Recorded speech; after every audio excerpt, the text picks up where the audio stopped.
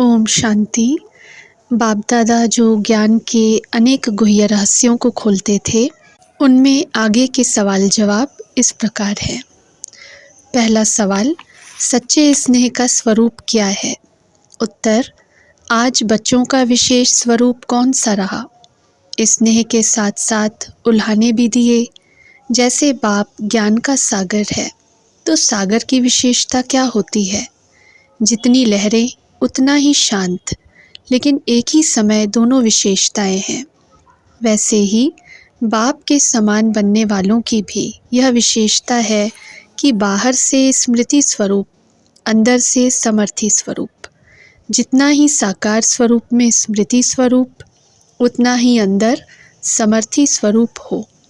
दोनों का साथ साथ बैलेंस हो।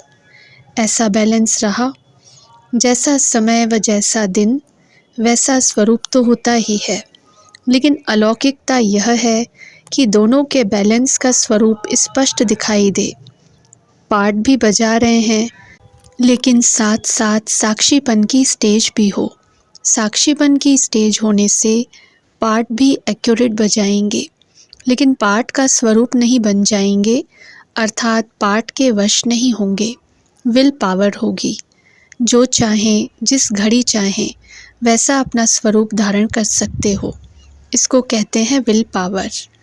प्रेम स्वरूप में भी शक्तिशाली स्वरूप साथ साथ समाया हुआ हो। सिर्फ प्रेम स्वरूप बन जाना, यह लौकिकता हो गई।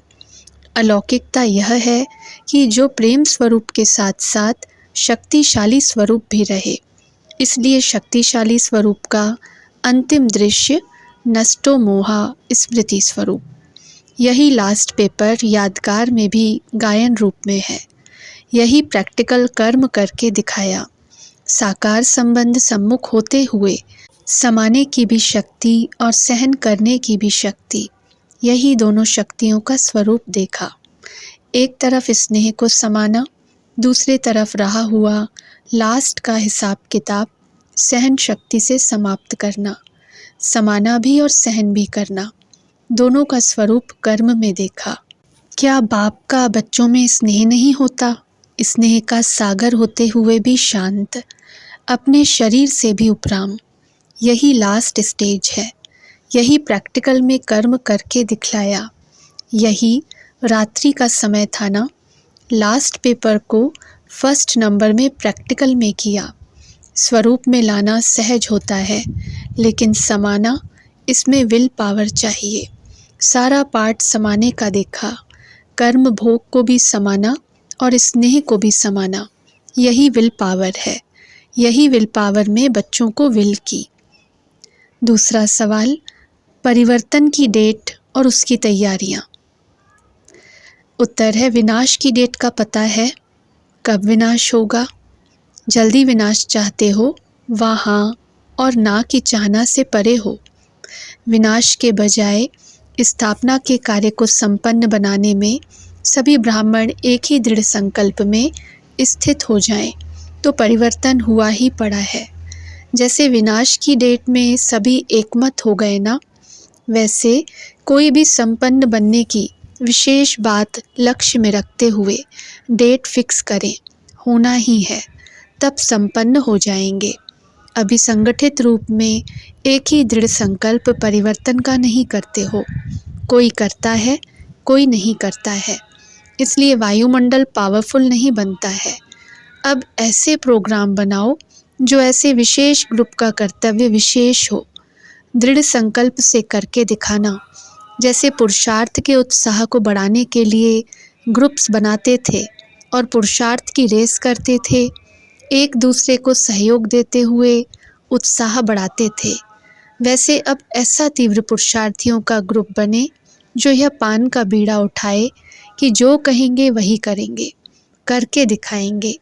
जैसे शुरू में बाप से पवित्रता की प्रतिज्ञा की कि मरेंगे, मिटेंगे, सहन करेंगे, मार खाएंगे, घर छोड़ देंगे, लेकिन पवित्रता की प्रतिज्ञा सदा कायम रखेंगे। ऐसी शेरनियों के संगठन ने स्थापना के कार्य में निमित्त बन करके दिखाया। कुछ सोचा नहीं, कुछ देखा नहीं, लेकिन करके दिखाया। वैसे ही अब ऐसा ग्रुप चाहिए कि जो लक्ष्य रखा उस लक्ष्य को पूर्ण करने के लिए सहन करेंगे, त्याग करेंगे, बुरा भला सुनेंगे, परीक्षाओं को पास करेंगे, लेकिन लक्ष्य को प्राप्त करके ही छोड़ेंगे। ऐसे ग्रुप सैंपल बने, तब उनको और भी फॉलो करें। जो आदि में सो अंत में, मैदान में आने वाले, निंदा स्तुति मान अपमान सभी को पार करने वाले हो, ऐसा ग्रुप चाहिए। सुनना व सहन करना किसी भी प्रकार से, यह तो करना ही होगा। कितना भी अच्छा करेंगे, लेकिन अच्छे को ज़्यादा सुनना सहन करना पड़ता है। ऐसी सहन शक्ति वाला ग्रुप हो। जैसे शुरू में पवित्रता के व्रत वाला ग्रुप मैदान में आया तो स्थापना हुई, वैसे अब यह ग्रुप मैदान में आए तब समाप्ति हो। तीसरा सवाल, नई दुनिया की रूपरेखा क्या है? उत्तर, नई दुनिया बनाने वालों के अपने जीवन को नया बनाने की रफ्तार कैसे चल रही है। पहले अपने जीवन में नवीनता लाएंगे, तब दुनिया में भी नवीनता आएगी। तो जितना अपने जीवन रूपी बिल्डिंग को सुंदर और संपन्न बनाएंगे, उतना ही नई दुनिया में भी सुंदर और संपन्न राज्य भाग्य मिलेगा। कर्म द्वारा अपने तकदीर की लकीर खींच रहे हैं, वह है हथ की हस्त रेखाएं और ये हैं कर्म की रेखाएं। जितना कर्म श्रेष्ठ और स्पष्ट होगा, उतनी भाग्य की रेखाएं श्रेष्ठ और स्पष्ट होंगी। तो कर्म की रेखाओं से अपना भविष्य खुद ही देख सकते हो। यमुना के किनारे पर कौन रह सकेंगे?